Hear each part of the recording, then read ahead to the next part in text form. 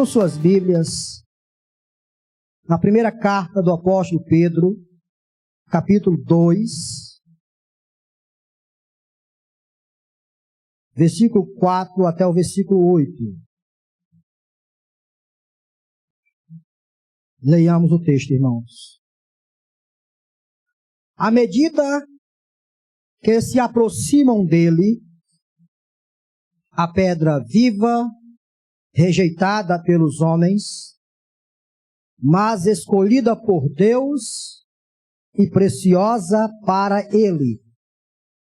Vocês também estão sendo utilizados como pedras vivas na edificação de uma casa espiritual, para serem sacerdócio santo, oferecendo sacrifícios espirituais aceitáveis a Deus por meio de Jesus Cristo. Versículo 6 do capítulo 2. Pois assim é dito na Escritura: eis que ponho em Sião uma pedra angular, escolhida e preciosa, e aquele que nele confia, ou aquele que nela confia, jamais será envergonhado. Portanto, para vocês, os que crerem, esta pedra é preciosa, mas para os que não creem, a pedra que os construtores rejeitaram tornou-se a pedra angular e pedra de tropeço e rocha que faz cair. Os que não creem tropeçam, porque desobedecem a mensagem, para o que também foram destinados. Senhor, nós te louvamos por essa porção do texto sagrado e pedimos a sua ajuda para a exposição do mesmo. Nós te agradecemos, Senhor, em nome de Jesus. Amém.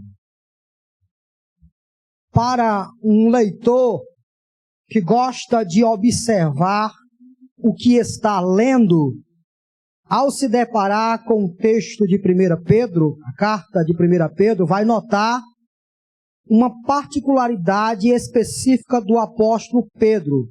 É evidente que outros autores bíblicos também professam isso e citam isso. Porém, a carta do apóstolo Pedro, ela é imergida, ela é profundamente descrita através de figuras de linguagem.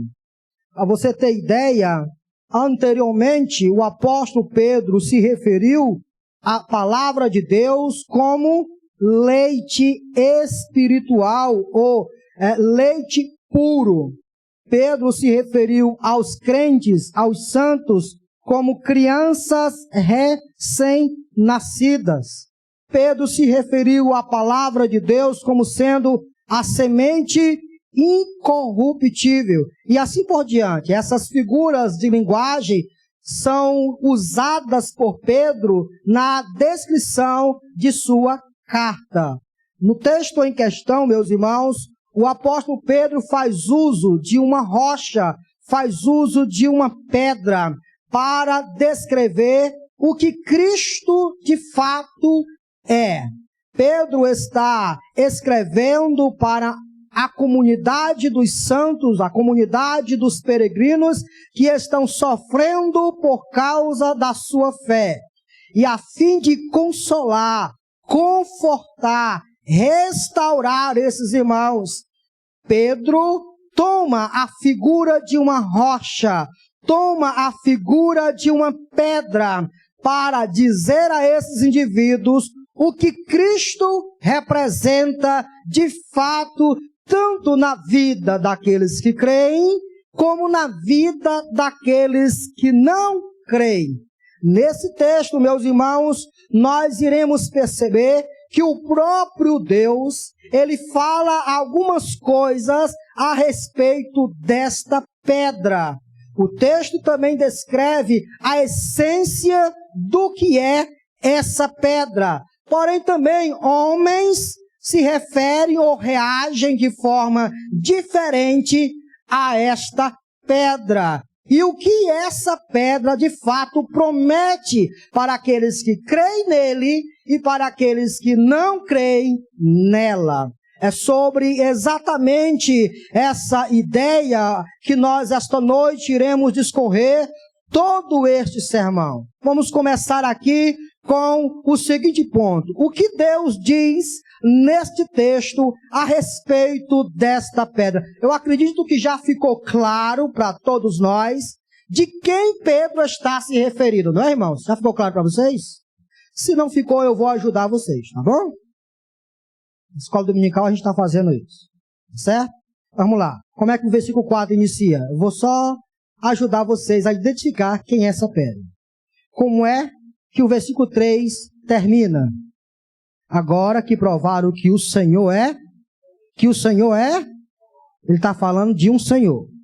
À medida que se aproximam dele. Dele quem? Desse Senhor. A pedra viva, rejeitada pelos homens, mas escolhida por Deus e preciosa para Deus. Então, o Pedro faz exatamente uma distinção entre Deus e esse Senhor. Quem é esse Senhor? Jesus. Então, Pedro está se referindo a Jesus como sendo esta pedra. Fechamos o parênteses aqui e já descobrimos quem de fato é esta pedra. O que Deus Pai fala a respeito desta rocha, fala a respeito desta pedra? É nítido, meus irmãos, que o apóstolo Pedro aqui faz distinção entre a pedra que é Cristo e Deus, que no caso Pedro se refere como sendo Deus Pai. Ao fazer esta distinção, o apóstolo Pedro descreve o que Cristo representa para Deus Pai. O que Cristo é para Deus Pai. E ele diz exatamente isso no versículo 4 e no versículo 4, parte C. Veja lá comigo, por favor. Eu vou distribuir aqui esse versículo 4 em 4 partes, viu, irmãos? O versículo 4 vai ser dividido em 4 partes, tá bom? Então vamos ver aqui. Versículo 4, parte C. Mas essa pedra que foi rejeitada pelos homens, e aí os irmãos já sabem o que essa palavra significa. Ela é escolhida por Deus. Vejam, meus irmãos, que há aqui uma distinção, uma diferença entre aquilo que os homens fizeram a respeito desta pedra e aquilo que esta pedra representa para Deus. Pedro usa a palavra aqui, escolhida por Deus. Por mais que os homens tenham rejeitado esta pedra, que é Cristo, para Deus ela é escolhida. E a palavra escolhida, meus irmãos, significa aquele que foi destacado dentre os outros.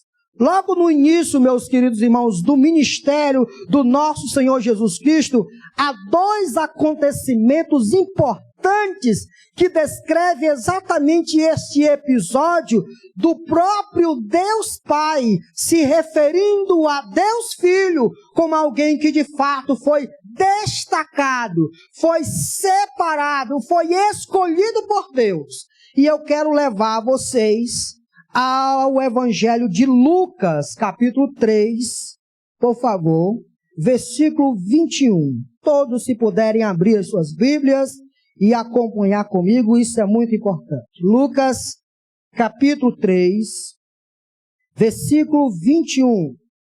Qual é esse episódio? O que estará acontecendo nesse texto? Jesus está indo para o Rio Jordão para ser batizado por João Batista. Vamos ler aqui o versículo 31, 21, para entendermos direitinho isso. Quando todo o povo estava sendo batizado, também Jesus o foi.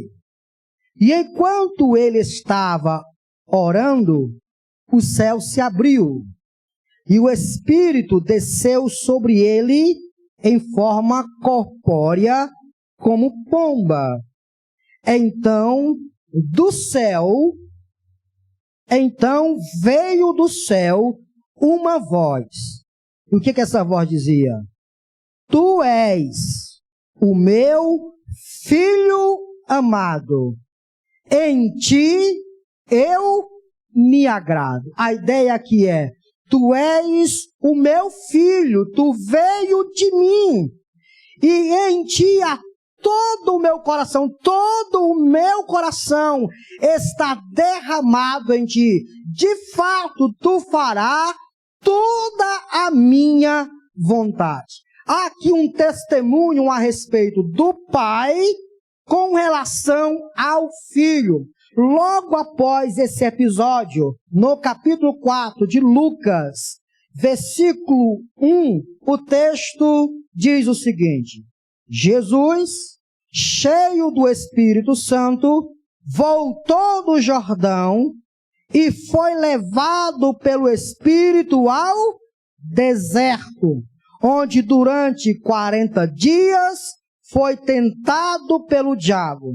Não comeu nada durante esses dias e ao fim deles teve fome. E o texto continua. Percebam que Jesus, após ser batizado, ele fora levado pelo Espírito Santo ao deserto a fim de ser testado. Por quê?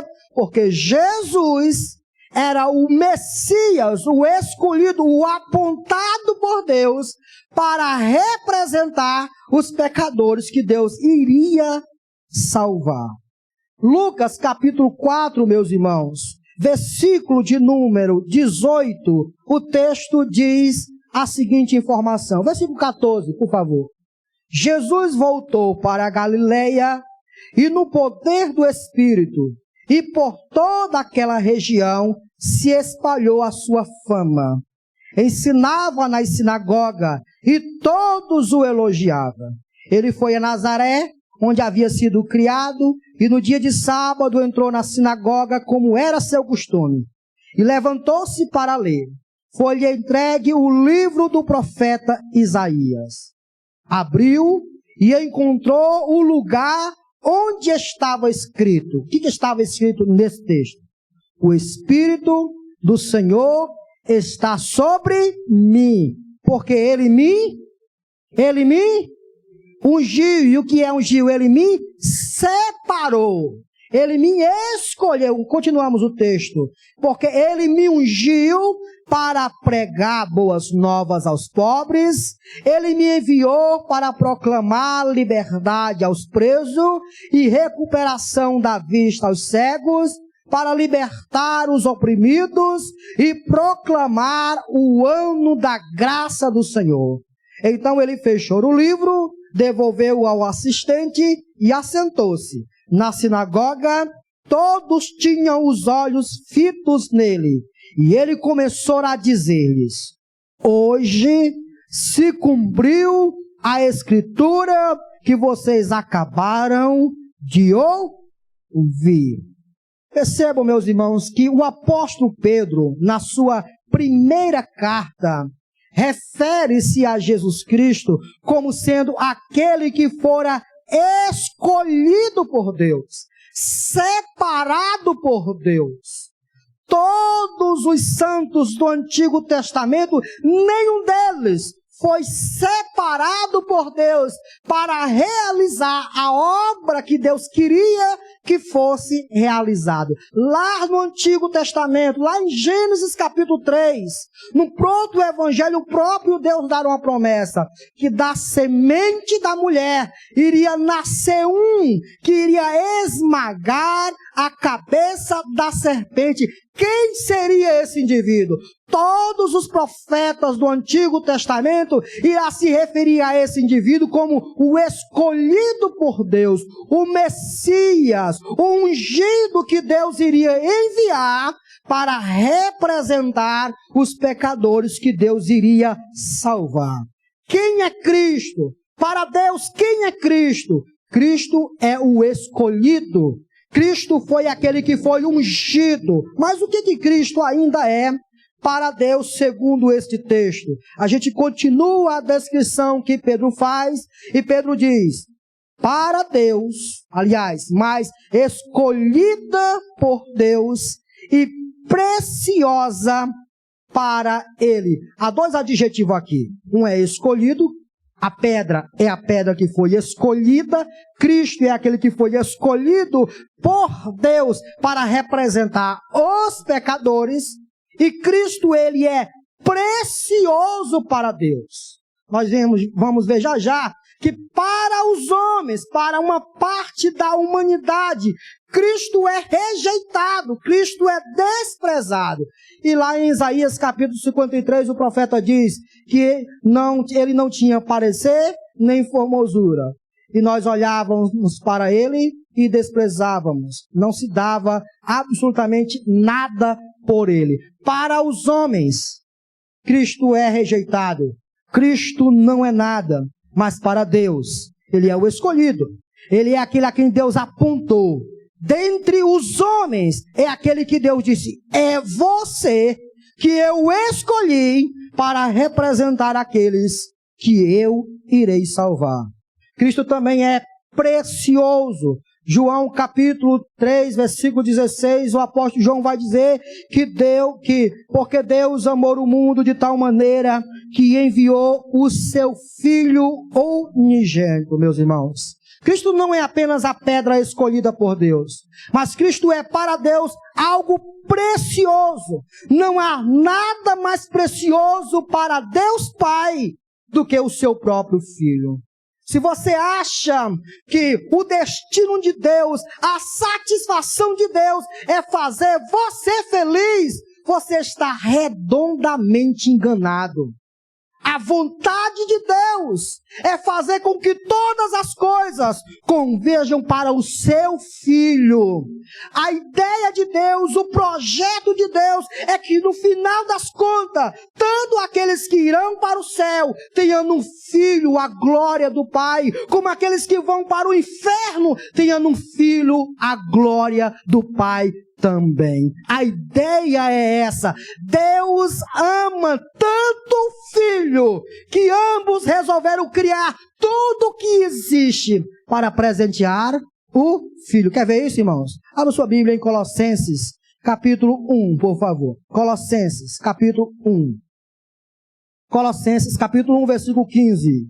Ele quem? Cristo, a pedra, aquela que foi rejeitada pelos homens, mas é escolhida por Deus, preciosa para Deus. Quem ele é? Ele é a imagem do Deus invisível. Se você não pode ver Deus, olhe para Cristo. Ele é o primogênito sobre toda a criação. Ele é aquele que está acima de toda a criação. Pois nele foram criadas todas as coisas, nos céus e na terra, as visíveis e as invisíveis, sejam tronos ou soberanias, poderes ou autoridades, todas as coisas foram criadas por Ele. E para quem? Para Ele. Você acha que Deus fez tudo o que fez para você? Não, vou criar um céuzinho lá, bem bonitinho, com o meu servo Giliardi. Nada a ver. Nada a ver. Deus criou tudo que você agora vê para alguém específico, para o seu Filho, irmãos. O Filho se merece toda essa honraria. O Filho se merece todo esse presente, porque Ele é a imagem do Deus invisível. Ele é precioso aos olhos do Pai. Não há nada que Deus Pai ame mais do que o seu próprio Filho. Da mesma forma, não há nada mais precioso para o Filho do que o seu Pai. O que o Filho vivia dizendo, irmãos? Durante seu ministério, o que o Filho vivia dizendo? Eu não vim fazer a minha vontade, eu vim fazer a vontade daquele que me enviou. Ele vivia dizendo isso. Às vezes a gente aqui não vê essas coisas. Deus Pai ama tanto Deus Filho que resolveu criar todas as coisas para presenteá-lo. Deus Filho ama tanto Deus Pai que resolveu simplesmente aceitar esse presente. E no final das contas, o presente seria tão precioso que ele devolveria para Deus Pai. ambos por toda a eternidade, sendo glorificados. Aqui, meus irmãos, a ideia de Pedro é mostrar exatamente o que Cristo é para os homens e o que Cristo é para Deus. Nesse primeiro ponto, eu descrevi através desse texto que para Deus, Cristo foi aquele que foi apontado, escolhido, separado para representar os pecadores que Deus iria salvar. Para Deus, Cristo é precioso, Cristo é valioso. Agora nós iremos ver o que essa pedra de fato é. Vejamos ainda o versículo 4 e o que esse texto descreve a respeito da essência dessa pedra. Versículo 4 diz: à medida que se aproximam dele, a pedra viva. Expressão, meus irmãos, pedra viva aqui parece um paradoxo, né? Porque o que é uma pedra? É um pedaço de rocha inanimado. Rocha se movimenta? Não. Rocha tem vida? Não. Rocha é um objeto inanimado. Mas Pedro contrasta aqui. Pedro chama Cristo de pedra, mas rapidamente ele diz que essa pedra, que esta rocha, ela não é morta, ela não é inanimada, ela tem vida. Nós sabemos, meus irmãos, de que Pedro está falando de Cristo. Cristo foi quem trouxe todas as coisas à existência. Pedro não está se referindo aqui a um pedaço de pedra, a um objeto inanimado. Pedro está se referindo àquele que trouxe tudo à existência. Cristo é a própria vida.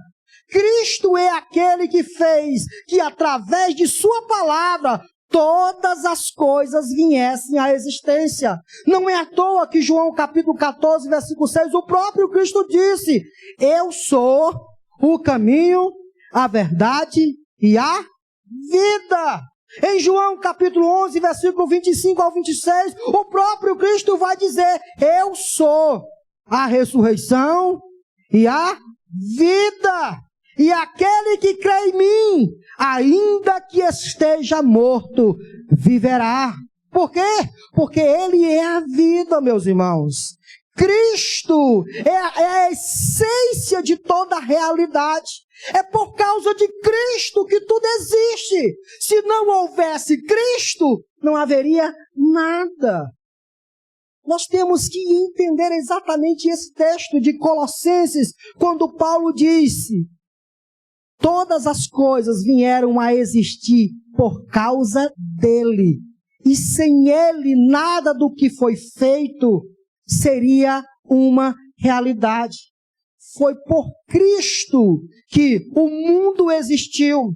Foi para Cristo que o mundo existiu. Porque Cristo é a própria existência. Eu estava brincando aqui com uma criança aqui da igreja hoje, dizendo assim: se chegar na sua casa, você diga para o seu pai que Deus não existe. E ela olhou para mim: Deus não existe, pastor? Você diga para o seu pai, para ele explicar por que Deus não existe. Deus não existe. Deus é. A existência é próprio da finitude, a existência é próprio do ser humano. Deus não veio a existir. Aquilo que existe veio por causa da essência de Deus. Eu fui muito filósofo, irmãos. Bolou a cabecinha de vocês. Tudo que existe, um dia não existia e passou a existir por causa da própria vida. E quem é a própria vida? Cristo, irmãos. Cristo é a própria vida. Nós existimos por causa dele. É por isso que Paulo disse: quer vivamos, quer morramos. Se vivemos, vivemos para ele. E se morremos, morremos para ele. Porque tudo que agora existe, existe com uma simples finalidade: por causa da própria vida, por causa dele mesmo. Eu quero repetir com vocês o texto de Colossenses, com relação a isso, que isso é muito importante. Colossenses capítulo 1, versículo 15 até o 17. É o texto que eu acabei de ler, mas frisa muito o que eu estou querendo passar para vocês. Vejam. 15. Ele é a imagem do Deus invisível, o primogênito sobre toda a criação. Pois nele foram criadas todas as coisas. Nos céus e na terra, as visíveis e as... O diabo. Você sabia que o diabo só existe por causa de Jesus? Não vamos se escandalizar não, irmão. Você sabia que o diabo só existe por causa de Jesus? Se Jesus não existisse, o diabo não existia. Depois, quando terminar o curso, se vocês quiserem me perguntar o que eu acabei de falar, eu lhe digo direitinho. Vamos continuar o texto. Ele é antes de todas as coisas. E nele tudo subsiste. O que é que Paulo está dizendo? Foi por causa dele que tudo passou a existir. E isso que agora existe só continua existindo. Porque ele sustenta. Porque ele sustenta. Existe nele. Se ele deixasse de existir, todas essas coisas deixariam de existir.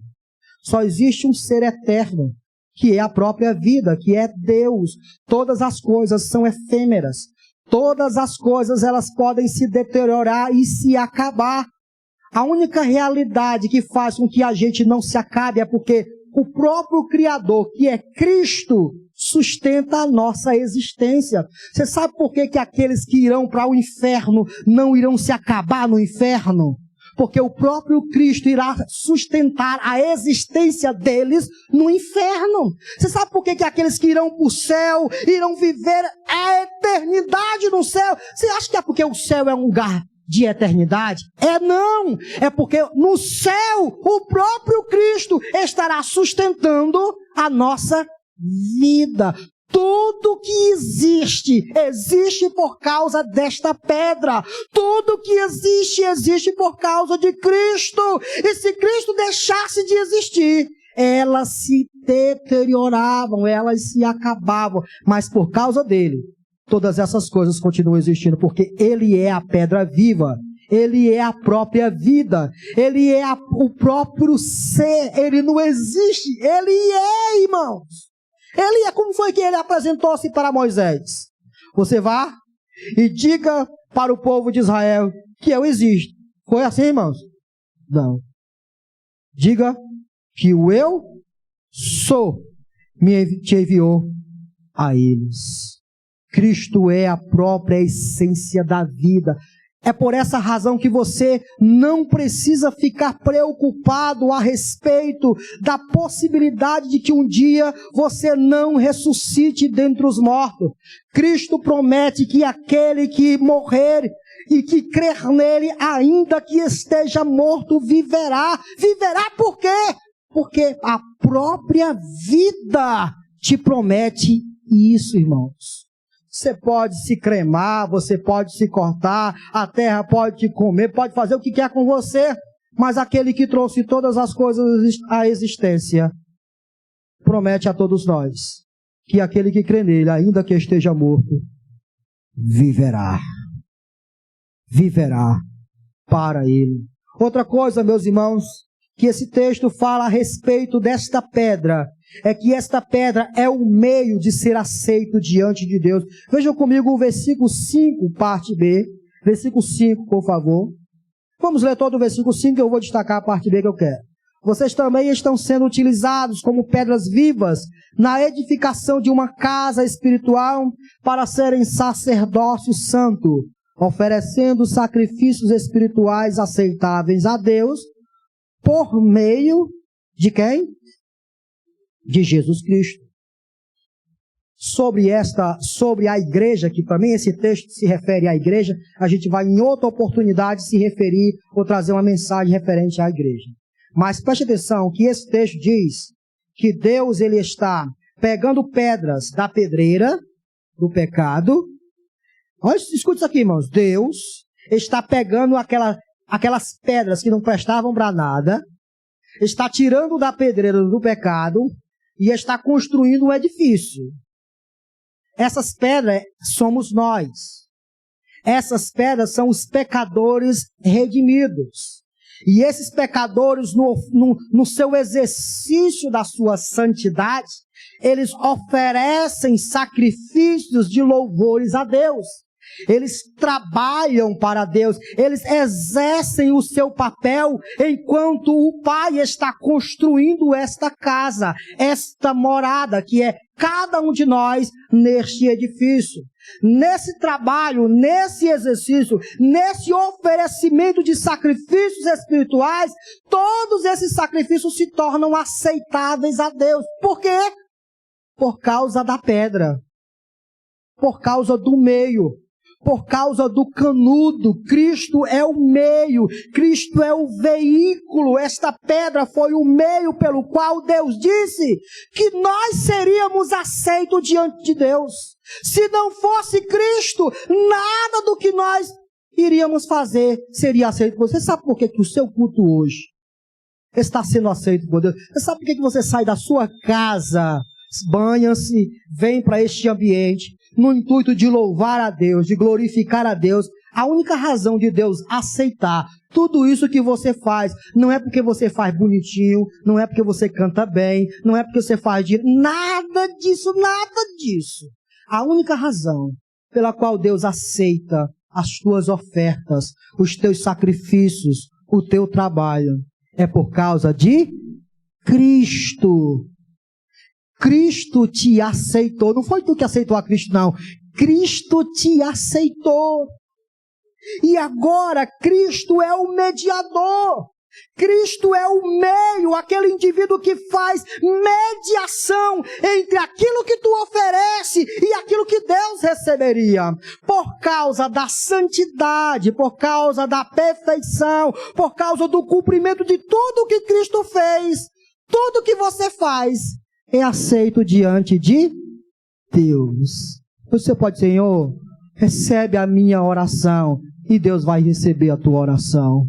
Senhor, recebe o meu louvor e Deus vai receber o teu louvor, porque agora você está em Cristo, irmãos. Lembra do que Paulo disse? Já não vivo mais eu, mas Cristo vive em mim. E o viver que agora vivo na fé, vivo para glorificar o Filho de Deus que me amou. O que Paulo está dizendo com isso, irmãos? Já não vivo mais eu, mas Cristo vive em mim. Ou seja, para Deus, tudo o que eu faço é Cristo que faz em...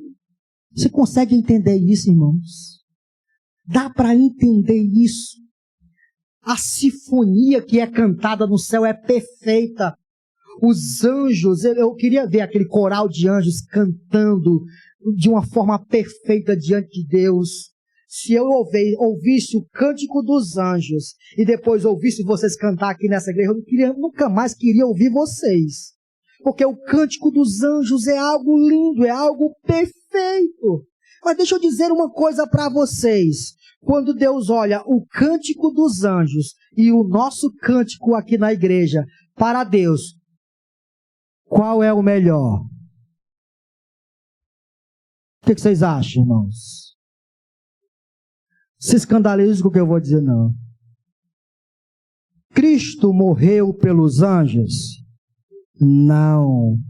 Não há uma gota do sangue de Cristo derramada pelos anjos, porque os anjos que caíram estão reservados em trevas.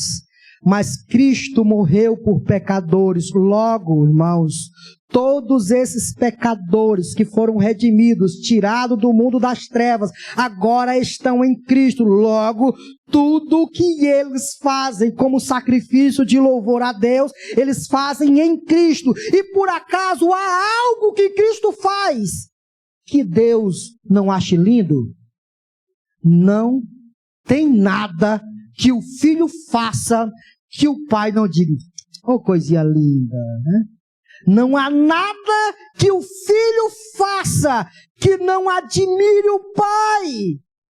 Veja que o Filho diante do túmulo de Lázaro disse, Pai, graças te dou, porque tudo que eu te peço, tu me atende. Não há nada que o Filho faça, irmãos, que o Pai rejeite. Logo, se o Filho está trabalhando em nossas vidas e fazendo tudo o que nós fazemos e transmitindo para o Pai, por acaso, algum do teu louvor, alguma da tua oração será rejeitada por Deus?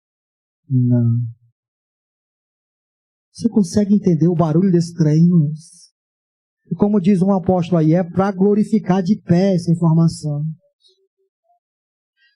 1 Timóteo capítulo 2, versículos 5 ao 6, o apóstolo Paulo diz a seguinte informação para nós.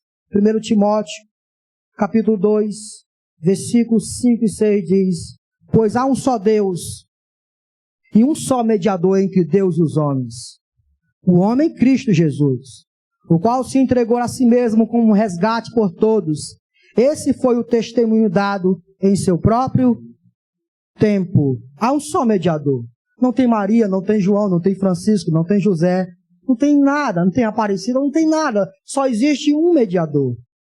Só existe alguém que é suficientemente capaz de representar-nos diante de Deus. Cristo não é apenas o escolhido por Deus, o apontado por Deus, mas ele também é precioso para Deus.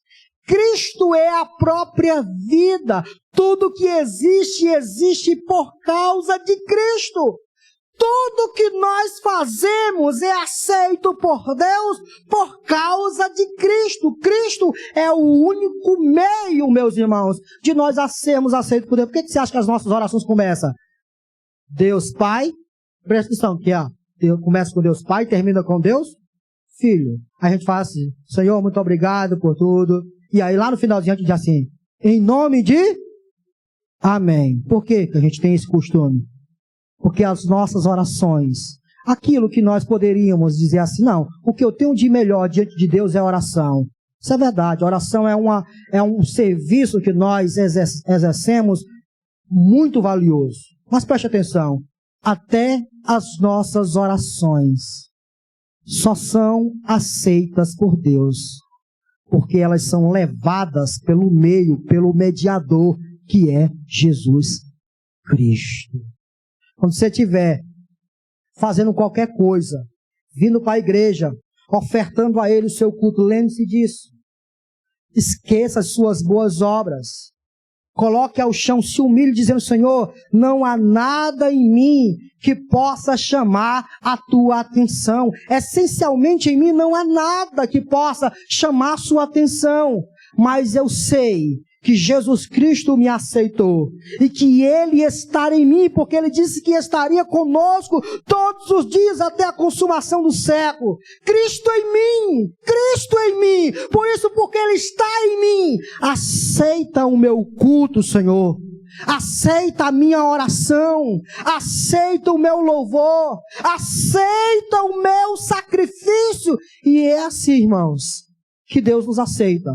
Porque o único meio de pecadores serem aceitos por Deus é por causa de Jesus. Sem Jesus, não há aceitação. Não há aceitação.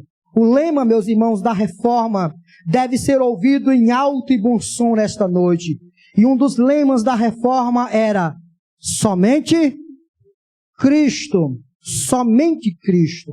Uma vez, um dos frades perguntou a Martinho Lutero se a Igreja Católica Romana tivesse que tirar todos os utensílios, todas aquelas coisas que não apontavam para Cristo, o que sobraria?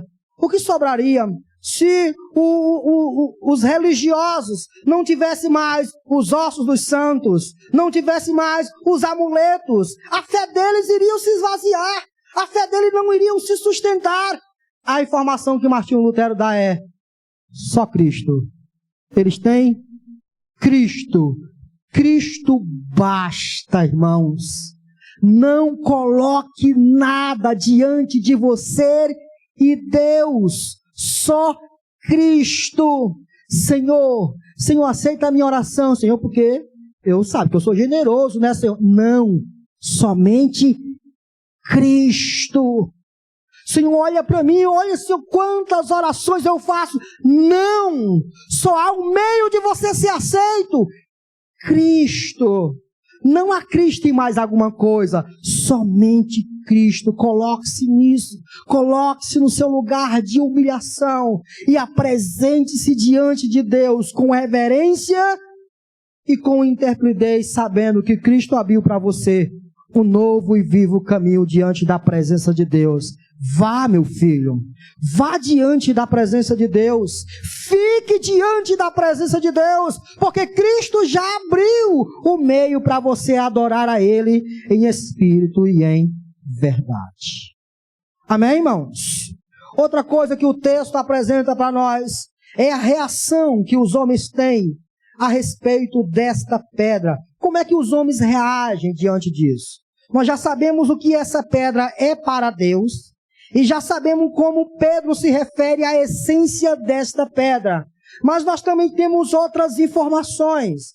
Há duas classes de pessoas que reagem a essa informação de forma diferente. Uns rejeitam. Rejeitam o quê? Rejeitam a informação. Que informação? Que Cristo é o escolhido. Que informação? Que Cristo é precioso para Deus. Que informação? Que Cristo é a essência de toda a vida. Que informação? Que Cristo é o único meio de sermos aceitos diante de Deus. Alguns rejeitam isso. Alguns desprezam essas informações. Vejam o que diz o versículo de número 4, por favor. À medida que se aproximam dele, a pedra viva, aí tem o que eu quero frisar, rejeitada pelos homens, rejeitada pelos homens. Versículo 7. Portanto, para vocês, os que creem, esta pedra é preciosa, mas para os que não creem, a pedra que os construtores rejeitaram. A palavra rejeitar aqui, meus irmãos, significa colocar de lado depois de haver testado. O que Pedro está dizendo é que os homens, na construção de suas vidas, aceitam algumas pedras e rejeitam outras. Nós temos uma vida para viver. E nós só existimos por causa da essência da vida. Tudo que somos, só somos por causa da existência, da essência da vida que é Cristo. Entretanto, irmãos, os homens, ao receber estas informações, elas na construção de sua vida, elas podem pegar outras informações e construir suas vidas. E rejeitar outras informações. É isso que Pedro está trazendo para nós. Cada um de nós construímos a nossa vida. Cada um de nós estamos construindo uma estrutura que, no final das contas, será aprovada ou será reprovada. Se olharmos para a pedra viva, se aceitarmos o conselho de Deus, se ouvirmos a informação que Deus está dando a respeito do Filho, nós fazemos parte daqueles que creem. Mas se nós resolvemos viver as nossas vidas conforme a nossa vontade, se resolvermos viver a nossa vida colocando Cristo de lado, colocando o que Cristo falou de lado e construindo nossa vida conforme o nosso bel prazer, Pedro retrata essas pessoas como aqueles que estão rejeitando Cristo, como aqueles que estão desprezando Cristo, como aqueles que ouviram a informação a respeito da pedra, mas mesmo assim resolvem colocá-la de lado e construir sua vida conforme o que querem. Lembram-se, meus irmãos, de algo parecido com isso que Cristo falou no Sermão do Monte, lá em Mateus capítulo 7. Abram comigo, por favor. Mateus capítulo 7, quando Cristo vai dizer algo parecido com isso.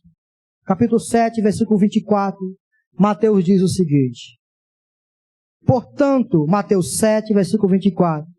Portanto, quem ouve estas minhas palavras e as pratica, é como um homem prudente que construiu a sua casa sobre a rocha. Pedro está se referindo a Cristo como a pedra, como uma rocha, que nós devemos construir a nossa vida sobre as informações que o próprio Deus dá a respeito daquela pedra. Agora, Cristo está se referindo às suas palavras como rocha. Cristo está dizendo, se vocês ouvirem as minhas palavras, e se vocês praticarem o que eu estou dizendo, vocês são semelhantes às pessoas que constroem casa sobre uma rocha. O que é que acontece com essas pessoas? Caiu a chuva, transbordaram os rios, sopraram os ventos e deram contra aquela casa. E ela não cai. A casa não cai. Porque Cristo é o fundamento da vida. Toda a vida existe por causa de Cristo. Toda a existência continua existindo por causa de Cristo. Logo, se nós ouvirmos suas palavras, se nós aceitarmos o testemunho que Deus deu a respeito do Filho e seguirmos o Filho com todo o nosso coração, obedecendo as suas palavras, Deus promete a nós que jamais seremos envergonhados, a nossa casa jamais cairá. Entretanto, há outro tipo de pessoa, versículo 26, mas quem ouve estas minhas palavras e não as pratica, é como um insensato que construiu a sua casa sobre a areia. Caiu a chuva, transbordaram os rios, sopraram os ventos, e deram contra aquela casa, e ela caiu, e foi grande a sua... Dois tipos de construtores. Um que resolve construir sua casa sobre aquilo que Cristo disse. Outros que resolvem construir sua casa no seu bel prazer. Colocam de lado o que Cristo disse e segue sua vida conforme o secularismo, conforme o que todo mundo faz. Todo mundo segue assim. Não, isso aí não é nem tanto assim. O que Cristo falou não é nem tanto assim. Deixa isso aqui de lado. E aí você começa a construir sua vida, seu relacionamento, seu trabalho, sua vida espiritual, conforme o que você quer, conforme o que você entende, colocando de lado todas as informações que o próprio Deus Pai disse a respeito do Filho. Toda essa construção tem hora certa e momento de ruir. O próprio Cristo diz que vai chegar um dia que as águas irão transbordar, que os ventos irão soprar e a casa vai cair. A casa vai cair. Pedro está dizendo, irmãos, que há dois tipos de pessoas. Ouça o Deus Pai falando. Ouça o que ele fala a respeito do Filho. O que ele diz do Filho é que ele é precioso. O que ele diz do Filho é que ele é uma rocha que você deve construir sua casa sobre o seu fundamento. Ouça isso. Se você crê no que Deus Pai está falando a respeito do Filho, há uma promessa para você. Que promessa, irmãos? Volte para o texto, por favor. 2 Pedro, capítulo 2, versículo 7. Portanto, para vocês... Aliás, versículo 6. Pois assim é dito na Escritura, eis que ponho em Sião uma pedra angular, escolhida e preciosa. E aquele que nele confia, e aquele que nela confia, jamais será envergonhado. Jamais será envergonhado. Para aqueles que aceitaram o testemunho que Deus deu a respeito de seu Filho, e assim construíram as suas vidas com base naquilo que o escolhido de Deus disse, a promessa de Deus para você esta noite é: você creu no meu Filho.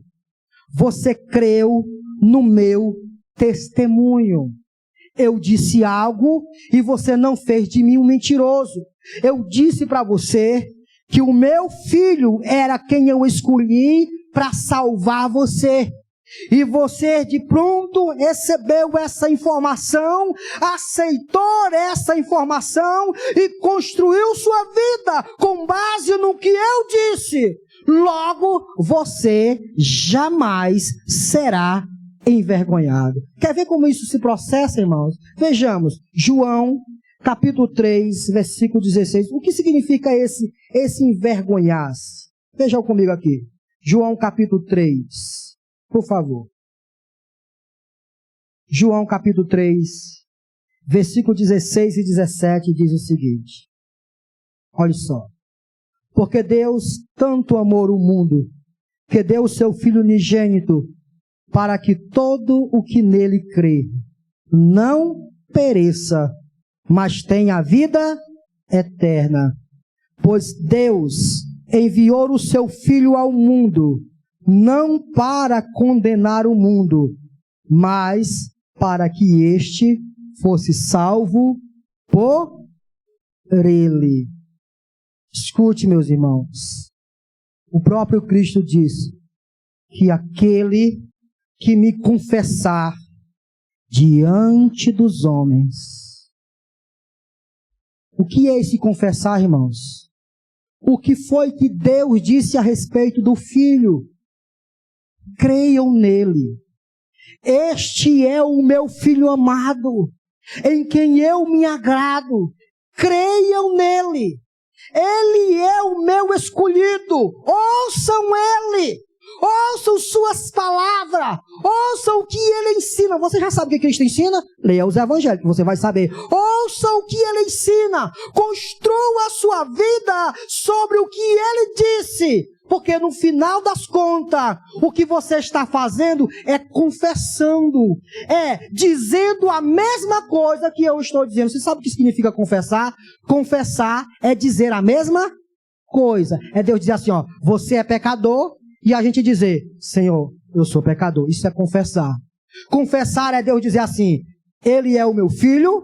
E você dizer, Jesus Cristo é o Filho de Deus. Isso é confessar. Dizer a mesma coisa que o outro disse. Cristo está dizendo, aquele que me confessar, aquele que disser de mim o que Deus Pai disse a respeito de mim, eu também o confessarei diante do meu Pai e dos santos anjos que estão nos céus. Escute para você que já confessou Cristo como Senhor e Salvador de sua vida, para você que já recebeu Cristo como essência da sua vida e que está construindo sua casa em cima desse alicerce. Cristo promete uma coisa para você: no dia em que você se apresentar diante de Deus Pai, a confissão que Deus Filho terá para você é: vinde, vinde, vinde, bendito de meu Pai, possuí por herança o que está preparado para você. Escute, meus irmãos, Cristo é o fundamento da vida. Deus Pai testificou isso a respeito do Filho. Nós, pecadores, temos que ouvir todas essas informações que Deus deu a respeito de seu Filho, aceitá-las e construir nossa vida em cima desse alicerce. Se não fizermos isso, se rejeitarmos essas informações, se não aceitarmos o testemunho do Pai a respeito do Filho, o que está acontecendo é que estamos chamando o Pai de mentiroso. Eu vou já lá dizer para você o que é que acontece com os mentirosos. Pedra de tropeço, irmãos, é aquela pedra que faz o caminhante tropeçar e cair. Rocha de ofensa refere especificamente àquelas pedras que rolam das montanhas caindo sobre os caminhantes. O que Cristo está dizendo, o que Pedro está dizendo é que essa pedra não tem como a humanidade fugir dela. Não há como. Não há meio termo. Ambas as classes de pessoas serão atingidas por essa pedra. Uns irão ser atingidos beneficamente porque irão construir sua vida em cima desta pedra. Outros irão experimentar essa pedra caindo sobre si. Você pode rejeitar essa pedra, mas essa pedra está lá no caminho. O texto está dizendo que você vai tropeçar nela, porque ela está lá no caminho. Deus colocou ela. Não há como você fugir de Cristo. Vejamos o que o texto diz. Em Atos dos Apóstolos, capítulo 17, versículo 30. Estou me caminhando para o final. Último pontozinho aqui. Atos dos Apóstolos, capítulo 17, versículo 30. Atos dos Apóstolos, 17, versículo 30 ao 31. Versículo 30. No passado, Deus não levou em conta essa ignorância, mas agora Deus ordena que todos, em todo lugar, se arrependam. Pois esse Deus estabeleceu um dia em que há de julgar o mundo com justiça, por meio do homem que ele designou. Quem foi o homem que Deus designou?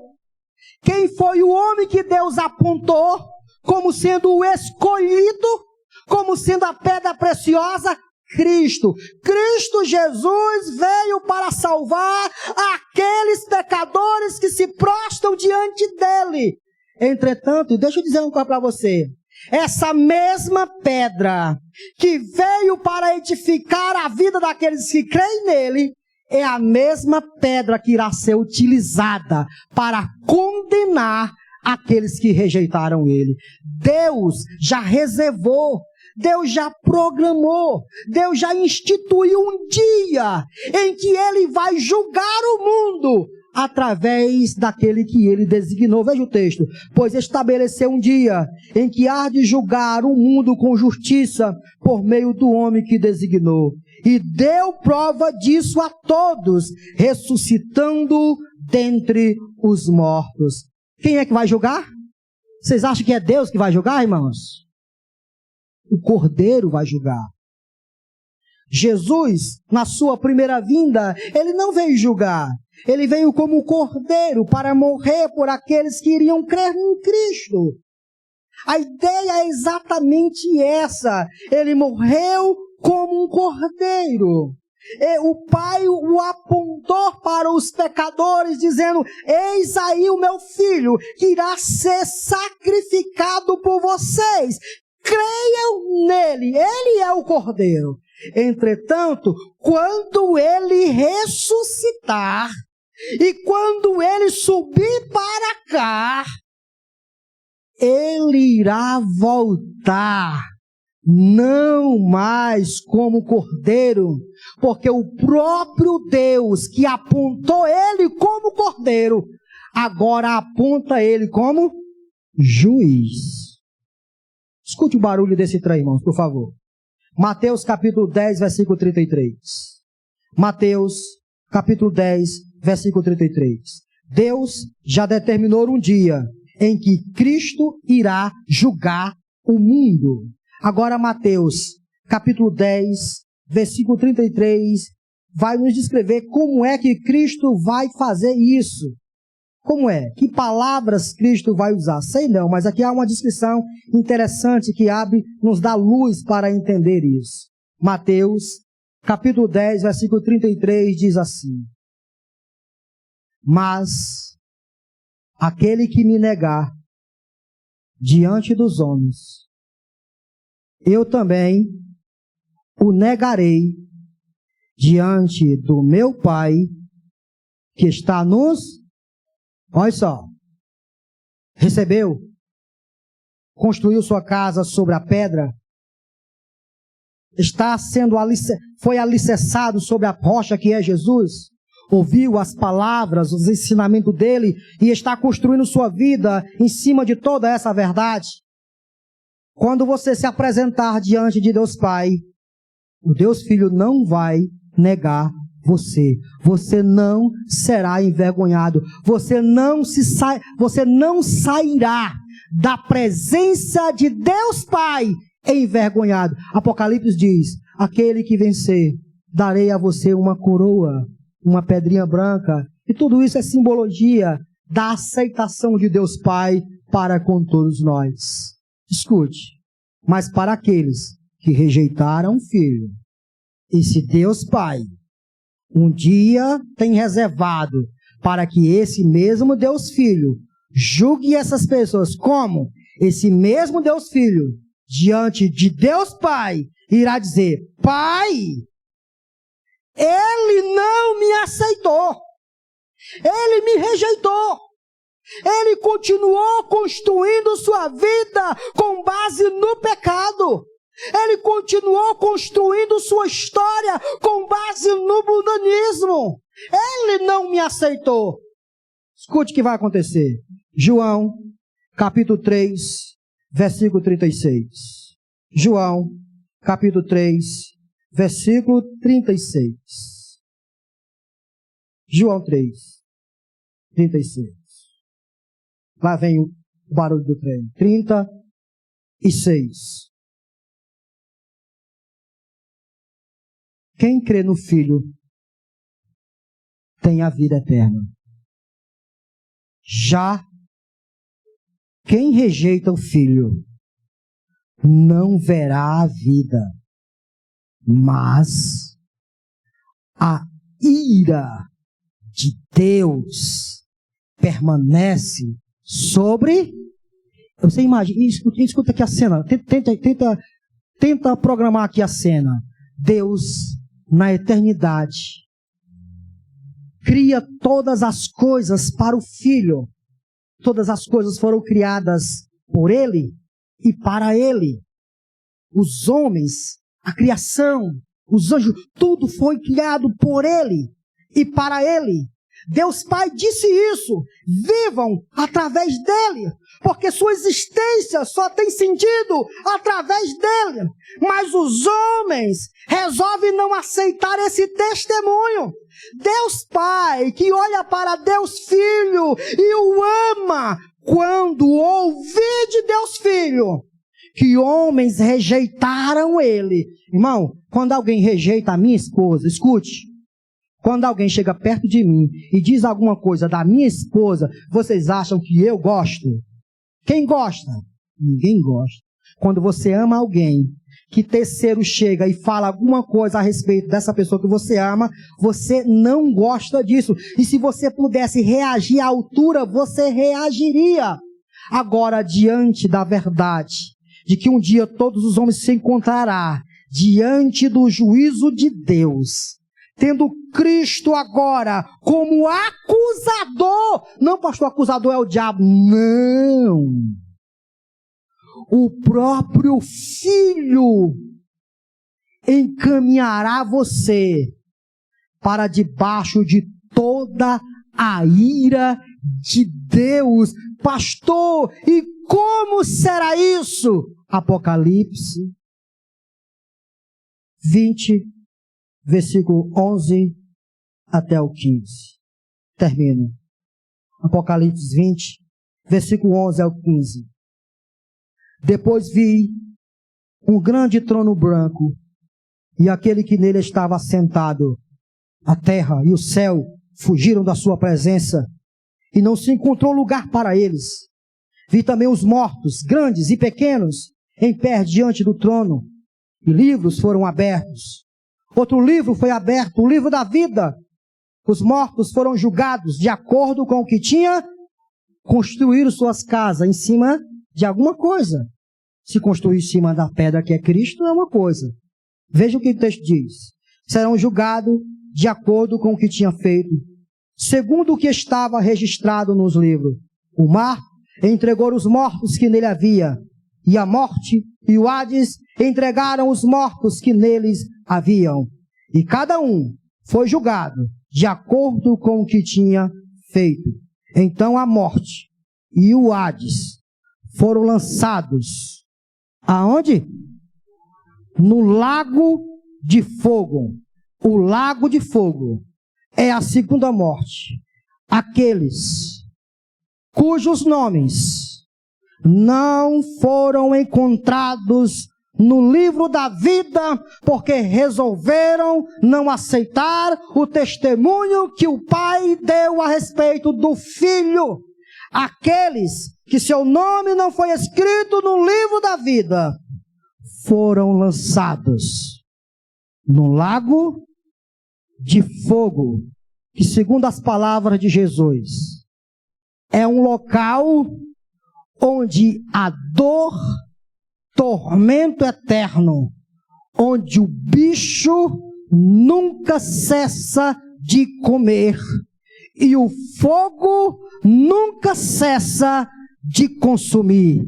Lá há choro, ranger de dentes, prantos como nunca se ouviu falar. Você rejeita o filho? Você quer continuar caminhando no seu caminho?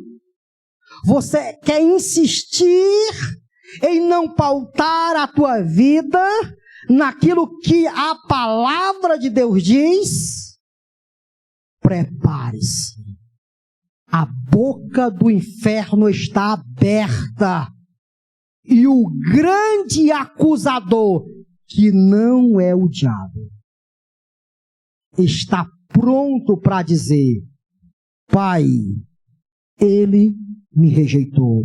E o Pai, anjos, amarre-os, pé, mãos, e lance-o nas trevas interiores, onde haverá pranto e ranger de dentes.